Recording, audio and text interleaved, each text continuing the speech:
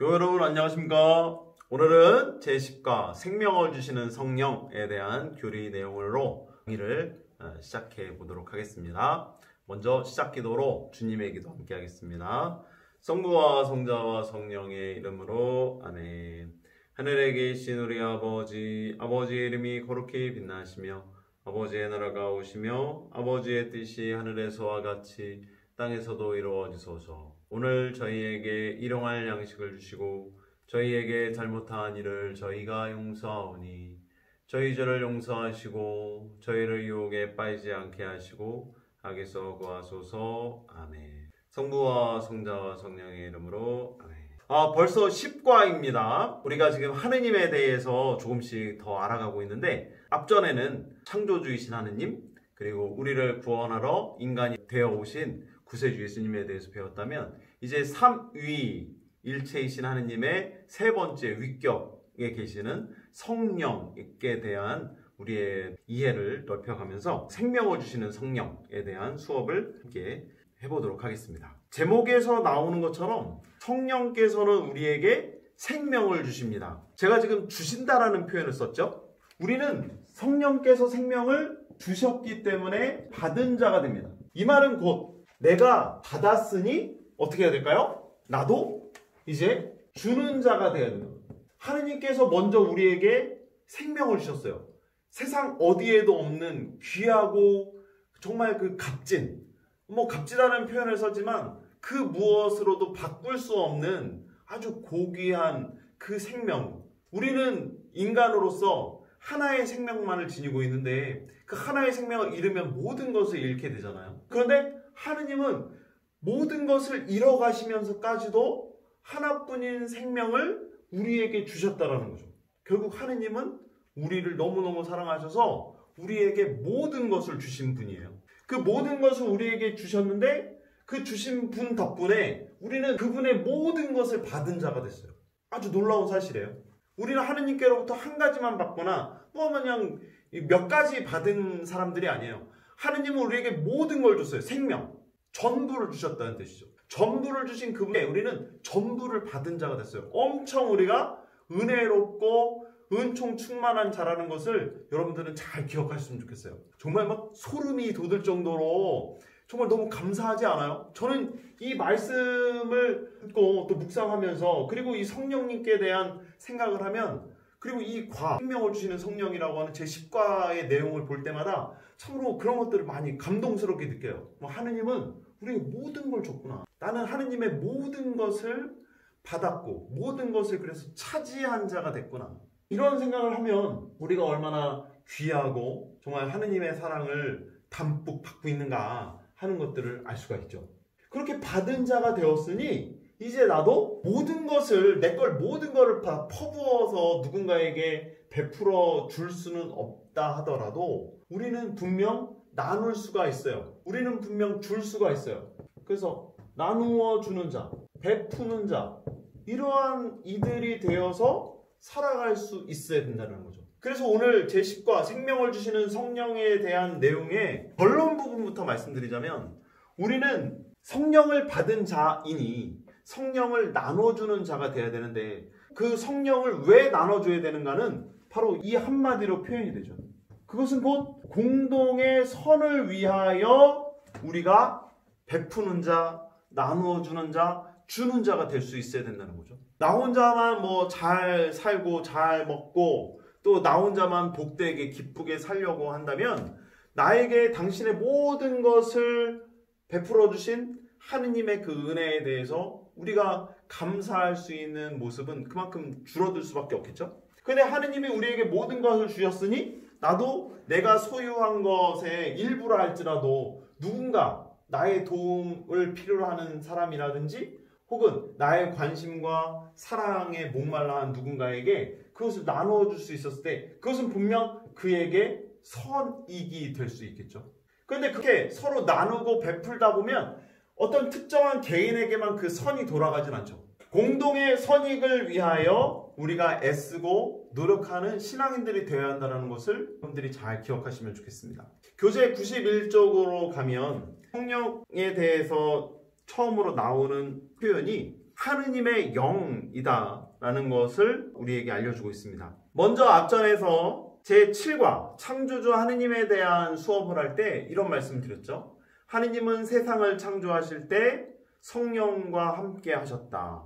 성령은 하느님과 함께 하면서 세상을 창조하시는 하느님의 영으로서 활동하셨고, 그 세상을 창조하시는 하느님의 협조자로서 성령께서는 함께 하셨다라는 말씀을 그때 드렸을 겁니다. 그래서 하느님의 영은 하느님과 늘 함께 하시면서 뗄래야 뗄 수 없는, 하느님과 일치를 이루고 계시는 바로 하느님의 활동의 힘이 되시고 하느님의 기운이 되시고 하느님의 모든 창조 업적의 협조자가 되시는 분이 바로 성령이신 거죠. 그래서 고린토일서 2장 11절의 말씀이 교재 제일 첫 번째에 나오고 있는데, 하느님의 영이 아니고서는 아무도 하느님의 생각을 깨닫지 못합니다.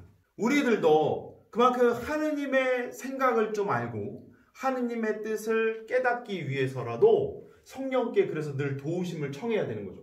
성령께서 하느님의 뜻을 우리에게 전해주시기를 기도하고, 하느님께서 또 우리와 함께 하신다는 것을 또 성령께서 일깨워 줄 수 있도록 성령께 기도해야 되는 것이죠. 그래서 하느님 아버지를 알기 위해서는, 하느님의 뜻과 생각을 깨닫기 위해서는 하느님의 영을 통할 수 있어야 된다는 것, 우리는 이 말씀으로부터 이제 잘 시작해야 됩니다.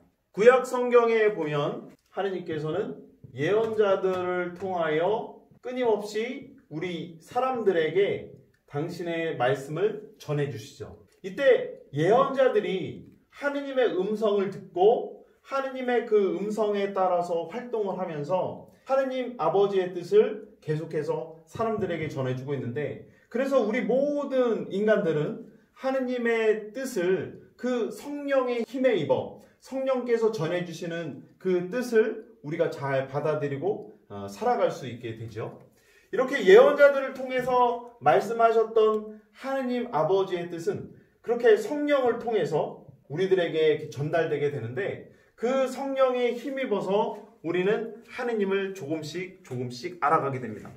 그리고 하느님을 알게 된 우리는 하느님의 그 능력에 따라서 매일의 삶을 또 살아갈 수 있는 힘을 얻게 되죠. 하느님은 그렇게 우리가 당신의 뜻에 따라서 살아갈 수 있도록 당신의 성령을 계속해서 우리에게 주시는데, 그것은 하느님 당신께서 세상 창조 때부터 성령의 힘에 입어 그리고 성령을 통하여 성령과 함께 하셨던 모든 시간들 안에 우리를 초대해 주시는 것이라 볼 수가 있겠죠.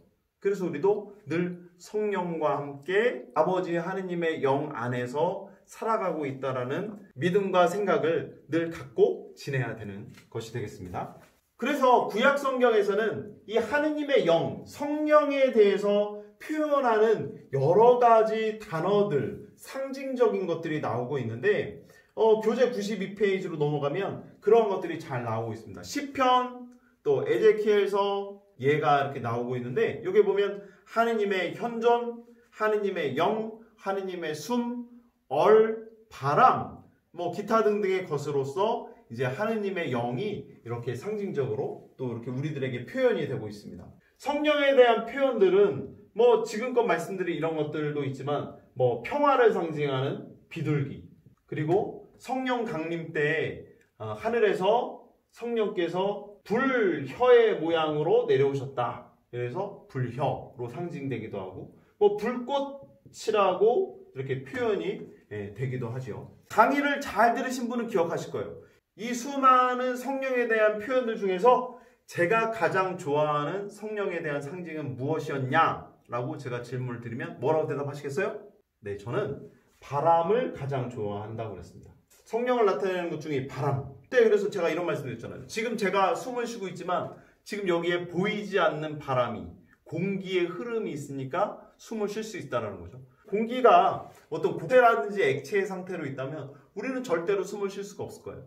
그렇지만 지금 우리 눈에는 보이지 않지만 우리가 숨을 쉬고 그래서 생명을 유지할 수 있도록 지금 내 안엔, 그리고 내 곁에는 바로 이 바람이 불어오고 있다는 거죠. 숨을 쉴 때 우리가 이 대기 중에 있는 공기를 들이마시고 또 내뱉고 이렇게 하면서 우리는 생명을 계속해서 이어가지 않습니까? 그런 것처럼 성령께서는 내 안에 들어오셨다가 내 안에 있는 모든 어떻게 보면 찌꺼기들을 다 갖고서 나가주시는 것 같아요. 그럼 나가셨던 그 성령은 다시 정화되어서 깨끗하고 좋은 공기를 들이쉴 수 있도록 해주시고, 또다시 그렇게 깨끗한 상태로 들어오신 성령께서는 내 안에 모든 잘못과 죄와 삶의 찌꺼기들을 싹 다 이렇게 없애주시는 것 같아요. 마치 이 부실이 계속 어떤 순환을 하고 이 공기가 정화의 과정을 거치듯이 성령께서는 제 안에 들어왔다 나갔다 들어왔다 나갔다 하시면서 계속해서 제 자신을 정화시켜 주시는 것 같기도 해요.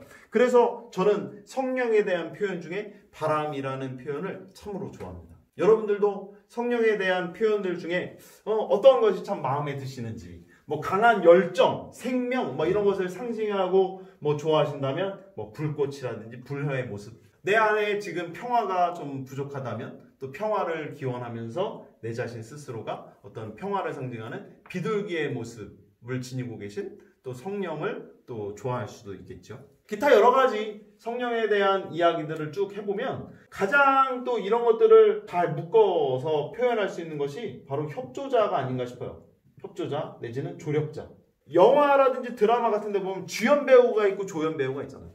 잘 드러나진 않지만 그 주연 배우를 더욱더 돋보이게 해주고 그 주연이 더욱더 사람들에게 강한 인상을 남길 수 있도록 곁에서 조력해주는 그 조연 배우들이 있지 않습니까? 정말 알토란 같은 조연 배우들. 그 조연 배우들을 뭐 이렇게 비유할 수는 없겠지만 그런 것처럼 곁에서 자꾸만 이렇게 도와줘요. 협력하고 그 주연 배우가 연기에 잘 몰입할 수 있도록 도와주는 그런 조력자들이 곁에 참으로 많지 않습니까? 그런 것처럼 성령께서도 하느님이 활동하시고 또 우리 모두를 이끌어 가시는 데 있어서 그만큼 협조하고 함께 하시는 분이 바로 성령이시다.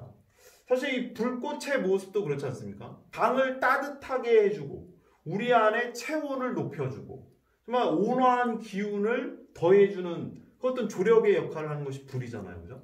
뭐 음식은 있지만 그 음식이 식어서 먹기가 많이 불편해. 그럴 때 그 음식을 좀 데펴주는 역할도 또 불이 하는 것처럼 그렇게 정말 불도 조력자의 역할, 협조자의 역할을 해요. 뭐 비둘기, 세상에 많은 좋은 감정들이 있지만 평화라고 하는 그 하나의 마음이 내 안에 찾아왔을 때 그 좋은 기운들을 더욱더 좋게 만들어주지 않습니까?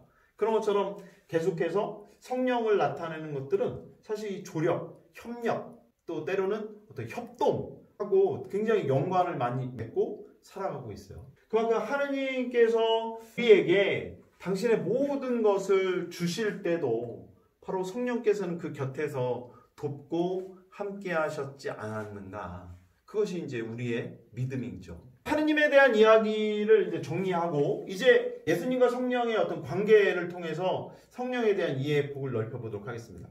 근데 물론 앞전에서도 계속 반복해서 말씀드린 것처럼 예수님은 세상에 나와서 세상 사람들에게 참으로 많은 기적들을 베푸셨죠. 하느님의 말씀도 전하셨고 또 굉장히 놀라운 권위 있는 가르침을 가르치시면서 사람들을 끊임없이 일깨워 주셨단 말이죠. 그렇게 일깨워 주셨던 예수님이 어디서 그런 힘이 났겠는가? 어디서 그런 놀라운 능력을 얻을 수 있었겠는가? 그분은 하느님이셨지만 인간이셨죠. 인간이신 그분이 어떻게 해서 그러한 도움에 힘입어서 하느님의 말씀을 당당하게 선포하고 그 놀라운 기적의 손길들을 사람들에게 내비쳤겠냐 이거죠. 그것은 바로 하느님께서 함께 하셨기 때문에, 즉 성령께서 예수님과도 늘 함께 하셨기 때문에 가능했던 일이었다라는 것을 우리는 고백할 수밖에 없게 되죠. 교재에 나오는 것처럼 예수님께서는 언제나 성령과 함께 하셨다. 예수님의 잉태 때부터도 사실 그렇죠. 예수님이 성모 마리아의 태중에 잉태된 사실도 사실 어떤 유교기나 인간의 노력을 통해서 얻어진 것이 아니라 이룩된 일이 아니라 그것은 성령으로 말미암아 성령을 통하여 성령께서 함께 하셨기에 가능한 일이었죠. 아직 남자를 알지 못하는 몸입니다. 사람입니다. 라고 성모님은 고백했는데 그분이 아이를 갖게 됐다는 것. 참으로 놀라운 일이죠. 그 놀라운 일의 시작도 바로 성령께서 함께 하셨고 성령께서 힘이 되어주셨기 때문에 마리아는 당신의 태중에 예수님을 잉태하실 수 있었던 것이다. 그만큼 예수님은 탄생 시작부터 성령과 함께 하셨음을 우리는 깨닫게 되죠. 예수님께서 요르단강에서 세례자 요한에게 세례를 받으신 이야기가 교재에 나오고 있는데, 그때도 하느님의 영이 비둘기 모양으로 내려와서 예수님 위에 머무르시는 것을 볼 수 있었다. 성령의 인도로 광야에 나가셨을 때 마귀의 유혹을 다 물리치시고 40일간의 그 단식의 기간을 통하여 찾아왔던 그 수많은 위기의 시간들을 잘 극복하고 이겨낼 수 있었던 그 힘도 바로 성령께서 주셨던 힘이었음을 우리는 찾아볼 수가 있죠. 이 밖에도 신약 성경에 보면 예수님의 활동 내용 안에 정말 성령께서 함께 하시지 않았던 적이 없었다. 한번 성령께서 함께 하시지 않았던 적이 있었는가? 라는 것을 한번 찾아보는 것은 매우 어려운 일이 될 정도로 그만큼 성령께서는 예수님과 아마 1분 1초도 떨어진 적이 없으셨던 그런 분이었다라는 것을 우리는 알 수가 있죠.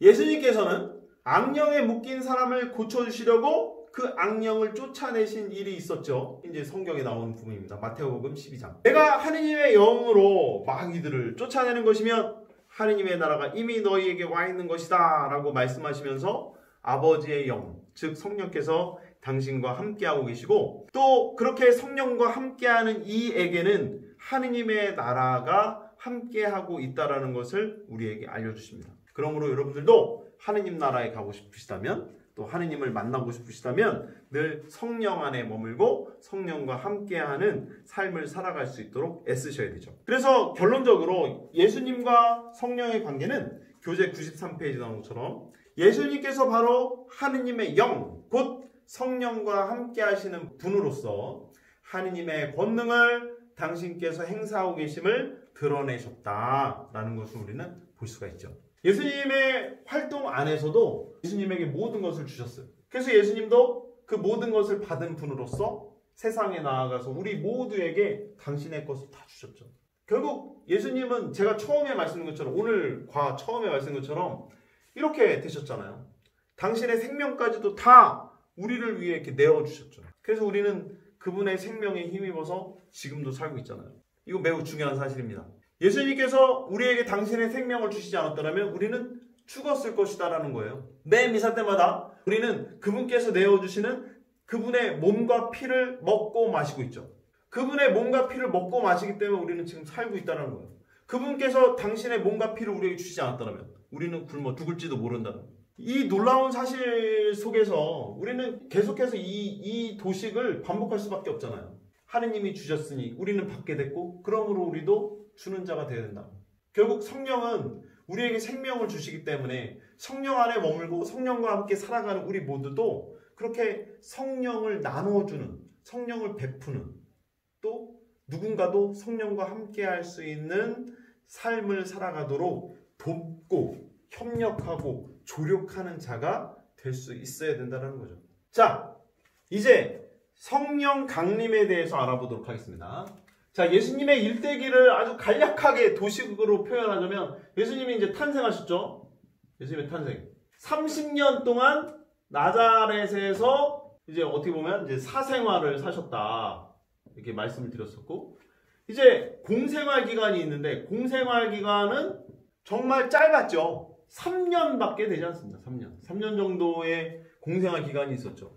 예수님의 그 3년의 공생활의 마무리는 바로 그분의 안타까운 죽음이었죠. 십자가상의 죽음을 통하여 그분의 공생활은 끝이 나게 됐죠. 하지만 아시다시피 예수님의 죽음은 죽음으로서 끝난 것이 아니라 사흘, 즉 3일 후에 있었던 바로 이 부활이라고 하는 놀라운 사건으로 이어져 가게 됐고, 3일이 지난 후 부활하신 예수님은 40일의 기간 동안 예수님은 부활하신 상태로 제자들에게도 또 수많은 사람들에게 나타나셔서 그 부활의 기쁜 소식을 계속해서 전하셨죠.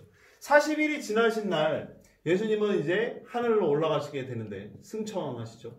근데 승천하신 후 제자들에게 아주 놀라운 약속을 하십니다. 나는 이제 너희에게 성령을 보내주겠다. 그런 약속을 하십니다.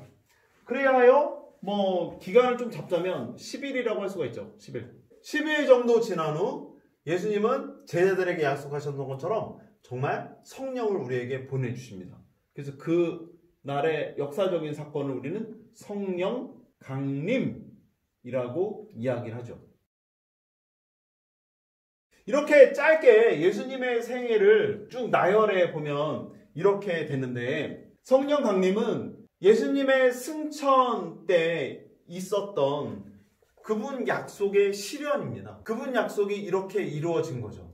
그래서 이제 당신께서는 하늘로 오르셔서 성부 오른편에 자리를 잡으시게 되겠지만, 지상에서 계속 살아가고 있는, 열심히 살아가야 하는, 그리고 앞으로도 계속해서 이 길을 걸어가야 하는 우리 모두에게 마지막으로 주신 선물이 바로 성령이라 할 수도 있죠. 하느님의 아들로서 이 세상에 오신 예수님은 우리에게 모든 것을 주셨지만, 그렇게 모든 것을 주신 후에도 끊임없이 우리에게 선물을 주십니다. 바로 지금 이 순간에도 그분의 약속이 실현되고 있음은 바로 성령을 통하여 우리에게 전달되고 있어요. 그래서 성령을 계속해서 우리도 지금 받고 있고, 그 성령의 도우심에 힘입어서 우리는 오늘도 살아가고 있죠. 하느님의 뜻에 따라서. 그런 모든 이야기들이 바로 성령 강림과 연결이 되어 있습니다. 다들 아시다시피 바로 이 예수님의 죽음대로 돌아가면, 이 예수님의 죽음 이후 제자들은 어떻게 됐냐면 다 이렇게 뿔뿔이 흩어져요. 베드로는 예수님을 모른다고 3번이나 부인했고, 예수님이 붙잡혀가는 그 동안에도 제자들은 어디론가 산산이 흩어집니다. 예수님을 아는 사람이라는 것이 발각이 됐었을 때, 예수님의 제자라는 것이 세상에 드러나게 됐을 때 후환이 두려웠겠죠. 자기들도 예수님처럼 죽임을 당하는 것은 아닌가, 박해를 받는 것은 아닌가. 그래서 뿔뿔이 흩어집니다. 마찬가지로 예수님의 어떤 은총을 받고 예수님께 가르침을 받았고 또 예수님을 따르고 믿었던 사람들조차도 다 어떻게 했냐면 뿔뿔이 흩어져요. 뿔뿔이 흩어졌을 뿐만 아니라 배반과 배신을 하게 되죠. 그래서 예수님이 사형 선고를 받으시고 그렇게 군중들 앞에 서셨을 때 십자가에 못 박으라고 그렇게 고래고래 소리를 질렀던 사람들이 있었죠. 그들이 예수님의 죽음을 그렇게 목격하고 예수님의 삶이 그렇게 죽음으로써 끝나는 것이구나 생각하면서 구세주 메시아에 대한 모든 기대와 희망이 물거품으로 사라져 가게 되었을 때, 그래서 그들은 뿔뿔이 흩어지고, 그것이 자이든 타이든 간에 어쨌든 예수님을 믿었던 사람들이 다 뿔뿔이 흩어져요. 흩어져서 그들은 사람들의 눈에 띄지 않는 곳으로 숨어들고, 멀리 산속으로, 다락방 속으로, 또 사람들 인적이 드문 곳으로 다 이렇게 흩어져서 가요. 의기소침해 있었고, 무언가 주눅 들어 있었고, 겁을 내고 있었고, 늘 불안했겠죠. 그랬던 그들에게 예수님은 용기를 내어라. 나다. 내가 부활해서 나타났다. 그래서 부활하시면서 뭐라고 그러세요? 평화가 너희와 함께 하기를 하면서 부활하신 모습으로 제자들에게 나타나셔서 그 부활의 영광에 참여할 수 있도록 제자들도 이끌어 주시잖아요. 그렇게 예수님의 부활을 체험하고 목격하고 그 부활의 기쁜 소식을 들었던 사람들이 조금씩 다시 활기를 찾고 무언가 예수님에 대한 마음을 다시 회복해 가고 있었던 바로 그때 드디어 예수님께서 약속하신 대로 성령께서 각 사람 위에 내려오게 되죠. 성령 강림의 이 놀라운 사건이 이루어지게 됩니다. 그래서 뿔뿔이 흩어졌던 그들이 성령을 받고 용기를 내요.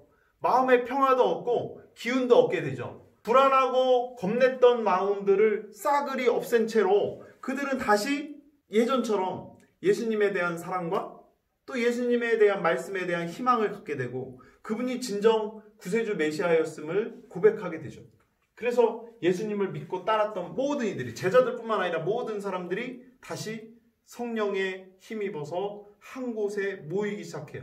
뿔뿔이 흩어졌던 이들이, 밖으로 흩어졌던 이들이 다시 한 곳으로 모이게 돼요. 그렇게 해서 모인 이들이 공동체를 형성하게 됐죠. 그래서 바로 그 공동체가 바로 뭐냐? 교회라는 거예요. 그래서 성령 강림의 날에 성령을 받은 그 날 교회는 탄생하고 이룩됐다는 거예요. 그래서 여러분들 매년마다 성령 강림 대축일을 지내면서 본당 신부님께 혹은 여러분들이 미사 때 항상 듣잖아요. 강론은 시간을 통해서 혹은 교육을 통해서. 그 말은 뭐냐면 이렇게 뿔뿔이 흩어졌던 이들이 한 곳에 모여서 성령을 받고 한 공동체를 이루었으니 그 공동체가 바로 오늘날 교회가 됐다는 거예요. 그래서 성령 강림 대축일은 교회의 탄생일이고 교회의 생일이 된다는 거죠. 그래서 성령 강림은 여러 가지 이름을 지니고 있습니다. 바로 교회의 생일 혹은 탄생일이라고 표현되기도 하고, 부활 때부터 보시면 50일이 지났죠? 그래서 오순절이라고 표현하기도 합니다. 그래서 여러분들이 매년마다 성령 강림 대축일을 지낼 때마다 이러한 내용들을 잘 숙지하고 기억하시면 좋겠어요. 자, 결론적으로 오늘 배우셨던 생명을 주시는 성령에 대한 내용들을 마무리하면서 이런 말씀을 드리고 싶은데, 진정 복음 정신에 입각하여서 성령의 은사를 잘 묵상하고 믿음, 소망, 사랑에 따라 우리가 받은 은사들을 서로의 공동선을 위해 잘 내어줄 수 있도록, 그렇게 내어주는 사람이 되고 함께 공동선에 이바지하는 자가 된다면 우리는 일상의 많은 삶의 모습들 속에서 성령께서 주시는 좋은 열매들을 풍성히 거두는 그분의 아들, 딸로서 잘 성장해 갈 수가 있을 겁니다. 이런 마음으로 오늘 제10과 생명을 주시는 성령 다시 한번 잘 복습하고 숙지하시면 좋겠습니다. 네, 지금까지 제10과 생명을 주시는 성령에 대한 학습을 열심히 하셨습니다. 자주 복습하시면서 성령님과 더욱더 함께 하시는 우리 교우들이 되시면 좋겠습니다. 오늘 수업도 잘 들어주셔서 감사드립니다. 네, 마친 기도로 영광송 바치겠습니다. 성부와 성자와 성령의 이름으로 아멘. 영광이 성부와 성자와 성령께 처음같이 이제와 항상 영원히 아멘. 성부와 성자와 성령의 이름으로 아멘. 감사합니다, 여러분. 수고하셨습니다. 다음 시간에 만나요.